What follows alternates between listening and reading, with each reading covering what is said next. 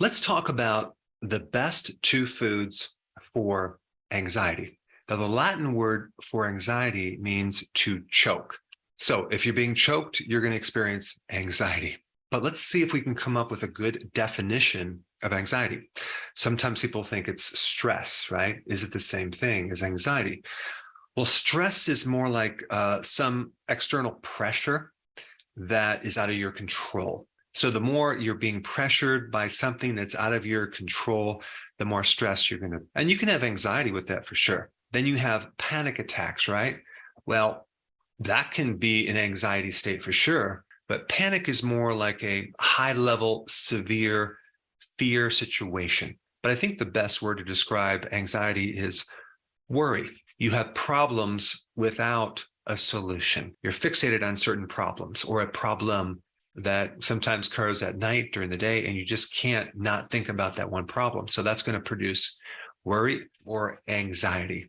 And everyone has their limit of stress, anxiety, worry, until they become overwhelmed, right? And it's really an individual thing and how much tolerance a person has to be able to deal with this anxiety or worry or stress. Now, if there's something missing in your body, okay, which we're going to discuss, like you're deficient in a certain thing, your tolerance for anxiety, stress is going to be on the low side. So today we're going to talk about the two best foods to increase your tolerance for the things that you're anxious about, the things that you worry about. So you can do a million things to the body and make it really strong. It doesn't get rid of the problems or anxieties, but it allows you to cope with them much better. Okay, so that is the purpose of this video. So on a physical level, when you have anxiety, we have a couple different parts of your body that are involved. We have the adrenal glands, which are two glands on top of the kidneys, okay? And they have an outer part, which produces hormones, and an inner part, which produces something called neurotransmitters, which are similar to hormones, but neurotransmitters are communications that travel through the nervous system, and hormones are communications that travel through your blood or circulatory system. And so we have the adrenals, and then there's another thing too called the autonomic nervous system. So part of that is in the adrenal glands, okay? But there's other parts of your body that they're located as well. And that would include the sympathetic nervous system and the parasympathetic nervous system. And the sympathetic nervous system is also called the flight or fight system, okay? So that's like the stress system to cope with stress. And then the other system is called the parasympathetic, which is also called rest and digest. And that helps you cope with the stress. And the autonomic nervous system uses neurotransmitters to communicate and to work correctly.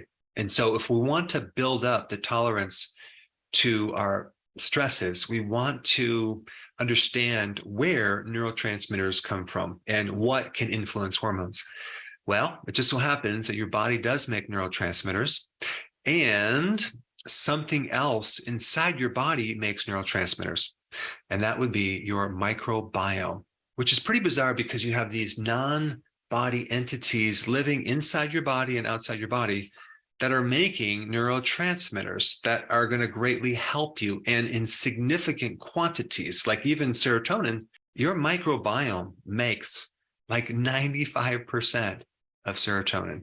It also makes your other neurotransmitters like dopamine, GABA, noradrenaline. They make a lot of different B vitamins, especially B1, which is the most important vitamin for stress. Your microbiome also makes other vitamins, okay, not just the B vitamins. These microbes also make beneficial fats. They're called small chain fatty acids that help you with your blood sugars, that actually feed your colon.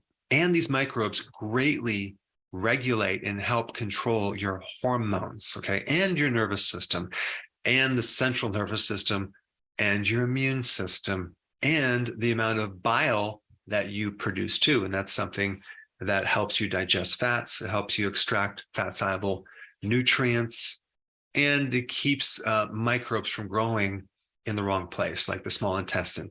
So you can see these microbes are extremely important for your health. In fact, without them, you would be very, very sick. And they also have a great influence over your mood, okay? Now, a lot of people are stuck in this trap. When they go through stress, they crave this certain type of food called comfort foods. What is a comfort food? A comfort food is a food that provides consolation, which is basically means comforting someone after some type of stress or loss or disappointment. It's that food that provides consolation or a feeling of well-being, typically with a high sugar or other carbohydrate content. So unfortunately, when people go through stress, they crave comfort foods and things like alcohol. And the problem with these carbohydrates and the alcohol is not only does it deplete vitamin B1 to act as a precursor for all of your neurotransmitters, it is the most important vitamin for anxiety, stress, and also the more carbohydrate that you eat, the more alcohol you drink, the more B1 is required. And the other thing about these carbohydrates and sugar is they feed a certain type of microbe in your gut that does not make neurotransmitters, that doesn't produce anything good, okay? It ferments the sugar, it basically eats the sugar, it loves the sugar, and it gives you inflammation instead. It gives you depression. There's been links to higher incidence of getting bipolar. When you feed sugar to microbes, it enhances the microbes that don't give you good things, okay? It also enhances candida, fungus, things like that. And these certain microbes that you feed, okay, that start growing in larger amounts, will then send a communication up to your brain, causing you to want more and more and more. And so it's a never-ending cycle that you eat the sugar that then affects the microbiome, which then creates more stress. And to counter the stress, you need more of this carbohydrate and alcohol to give you comfort. And then the whole cycle starts over and over and over again. So naturally, the two foods that are the most important in helping pull someone out of a stress state, or at least increase their tolerance to stress so they can deal with it so they don't get overwhelmed, are number one, any food that provides like probiotics, okay, good bacteria. And number two, foods that provide thiamine, B1, okay? Now, there are foods that provide thiamine that also have a lot of carbohydrates. We're not talking about those. I'm talking about things like nutritional yeast, okay? That has like the most B vitamins, and so that would be one recommendation. Those two foods are the most powerful two foods to help pull someone out of anxiety, okay, and stress and a panic attack. Now, as far as probiotic foods, let's just mention this for a second. You have fermented foods. You have pickles, kimchi, sauerkraut, kefir. Okay, you have those foods. Very, very important on a regular basis. You should probably have a good serving size every single day. Okay. But there's also something else that's quite fascinating. It's basically just raw vegetables. So why would a raw vegetable help give you probiotics? Well, yes, it does feed your microbes fiber that helps build these microbes. But there's something else actually very, very interesting that I recently found out about. Okay, and I did a video on this. Raw vegetables, if they're healthy, contain their own microbiome. They are a form of probiotics. This explains how kimchi is made and how sauerkraut is made and how pickles are made if they're a fermented product, okay? So let's just take sauerkraut. Where do the microbes come that help ferment sauerkraut, okay? Well, yes, there might be floating around in the air a little bit. They might be on the surface of that cabbage, okay? But mostly the microbes are inside the cabbage, okay? They're inside because they're part of the microbiome. Those are the family of microbes that help to fermentation process. They're called lactobacillus microbes. And so this is why raw vegetables actually can greatly help your microbiome, okay? Because they have microbes in them.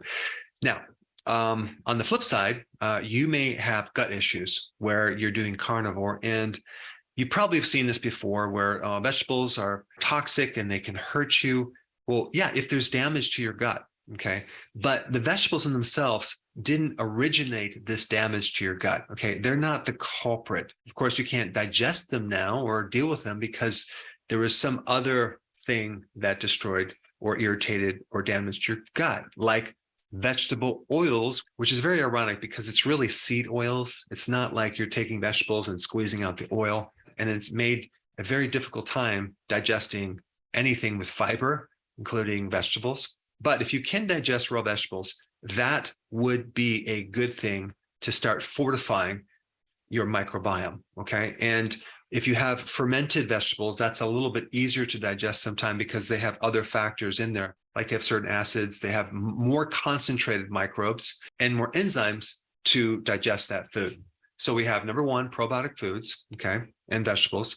Number two would be nutritional yeast. Nutritional yeast is a product that is loaded with B vitamins. And you want to get the version that's not enriched or fortified with synthetic vitamins. Okay, you just want to get nutritional yeast.